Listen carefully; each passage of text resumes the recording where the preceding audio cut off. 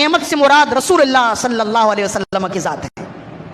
اور چرچا کرنے سے مراد یہ ہے کہ جو رسول اللہ صلی اللہ علیہ وسلم کی مہربانی اس امت کے ساتھ ہے، اس مہربانی کا ذکر کیا جائے، رسول اللہ کے جو احسان اس امت کے ساتھ ہیں اس احسان کا ذکر کیا جائے، نبی صلی اللہ علیہ وسلم کو اللہ نے جو مقام و مرتبہ دیا ہے اس مقام و مرتبہ کو بیان کیا جائے، اس کا اظہار کیا جائے۔ یہ حکم خود رسول اللہ سے بھی ہے، اور رسول اللہ کے بعد یہ حکم قیامت تک کے لیے تمام مومنین کے لیے ہے۔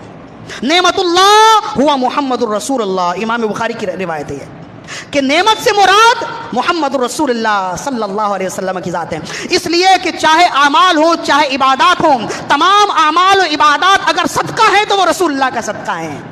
اگر آپ نہ ہو، وہ جو نہ ہو تو کچھ نہ ہو، وہ جو نہ تھے تو کچھ نہ تھا، جان ہے وہ جہان کی، جان ہے تو جہان ہے۔ اس لیے تمام نعمتوں کی اصل رسول اللہ صلی اللہ علیہ وسلم کی ذات ہے۔ تو اللہ نے ہمیں حکم دیا کہ جب میں نے اپنا محبوب تمہیں دے دیا ہے تو ان کی شان بیان کرو قیامت تک کے لیے، اور خود رسول اللہ کو بھی یہ حکم دیا اور فرمایا تمہارے لیے بھی یہ ضروری ہے کہ میں نے تمہیں جو جو مقام و مرتبہ دیا ہے تم اپنا مقام و مرتبہ خود بیان کرو، تاکہ تم سے سن کے تمہاری امت بعد میں بیان کرے۔ یہی تو بات ہے جسے امام ترمذی نے نقل کیا، امام دارمی نے نقل کیا، حضرت انس بن مالک رضی اللہ تعالیٰ عنہ اس کے راوی ہیں، فرماتے ہیں خرج رسول اللہ جلس ناس من اصحاب رسول اللہ صلی اللہ علیہ وسلم ذات یوم، ایک دن صحابہ کرام ایک جگہ جمع تھے، فخرج علیہم رسول اللہ حتی اذا دنا منہم فسمعہم یتذاکرون، تو صحابہ کرام آپس میں بیٹھے تھے، کچھ باتیں ہو رہی تھی، کچھ گفتگو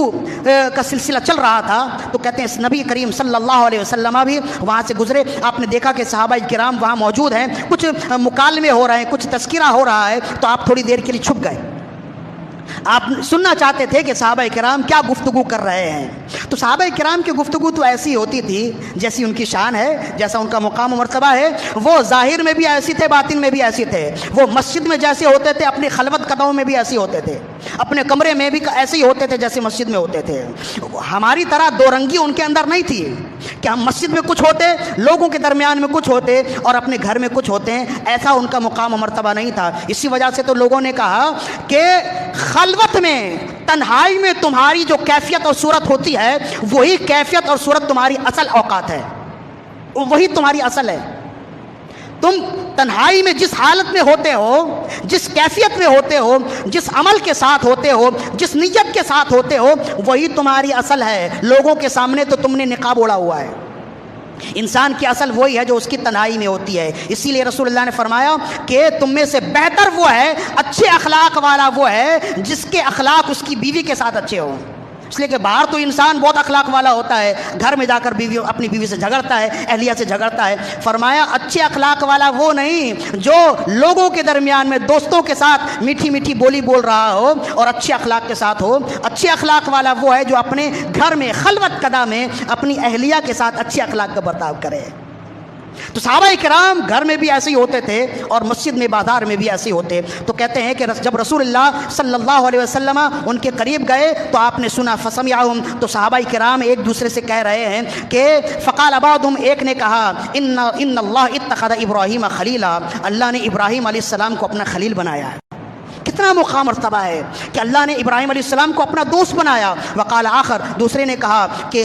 ان اللہ موسیٰ کلمہ تکلیما، اللہ نے موسیٰ علیہ السلام سے کلام کیا ہے۔ موسیٰ علیہ السلام کا بھی کیا مقام و مرتبہ ہے، بڑا مقام ہے، بڑا مرتبہ ہے۔ تیسرے نے کہا فعیسیٰ کلمۃ اللہ و روحہ، حضرت عیسیٰ یہ اللہ کا کلمہ ہے، اللہ کی جانب سے بھیجی ہوئی روح ہے اور اللہ کی ایک قدرت کا نظارہ ہے جو عیسیٰ علیہ السلام کی ذات سے ظاہر ہوتا ہے۔ تو انہوں نے عیسیٰ علیہ السلام کا ذکر کیا اور ان کے مقام و مرتبہ کو دیکھ کر سن کر تعجب کرنے لگے۔ وقال آخر، کسی دوسرے نے کہا کہ وآدم اصطفاہ اللہ، آدم اللہ کے صفی ہیں، آدم کو اللہ نے چن لیا۔ کیا ہی بڑا مقام و مرتبہ ہے۔ جب وہ یہ تذکرہ کر رہے تھے فخرج علیہم رسول اللہ وقال، رسول اللہ صلی اللہ علیہ وسلم ان کے درمیان میں ظاہر ہوئے اور آپ نے ان سے پوچھا آپ کیا تذکرہ کر رہے تھے؟ انہوں نے اپنا تذکرہ بیان کیا، آپس میں جو مکالمے کر رہے تھے، جو گفتگو کر رہے تھے بیان کیا۔ تو پھر نبی کریم صلی اللہ علیہ وسلم نے جو بیان کیا، بیان کرنے سے پہلے بلند آواز سے درود و سلام کے نذرانے پیش کیجیے۔ اللہم صلی علی سیدنا و مولانا محمد معدل الجود والکرم وعلی آلہ و اصحابہ وبارک وسلم۔ فرمایا کہ ان ابراہیم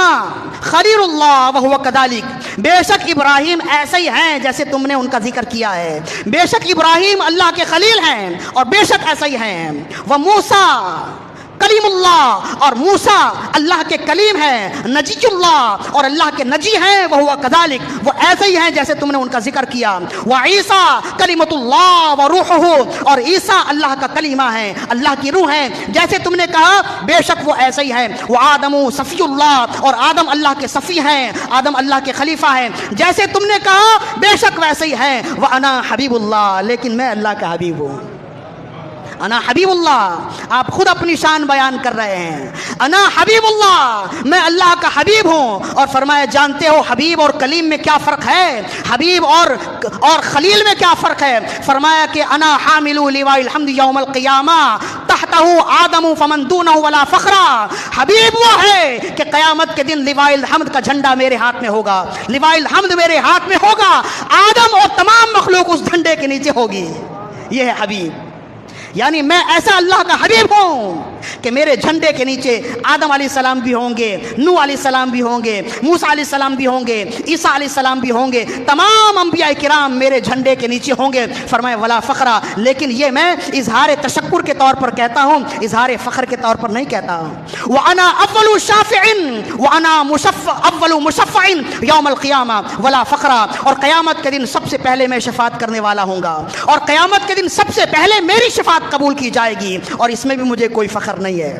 میں یہ اظہار تشکر کے لیے کہہ رہا ہوں، اظہار تکبر اور اظہار تفاخر کے لیے نہیں کہہ رہا، دو بات، اور پھر فرمایا وَأَنَا أَوَّلُ مَن يُحَرِّقُ حِلْقَ الْجَنَّةِ، میں سب سے پہلا ہوں گا کہ میں جنت کے دروازے کو کھٹکھٹاؤں گا،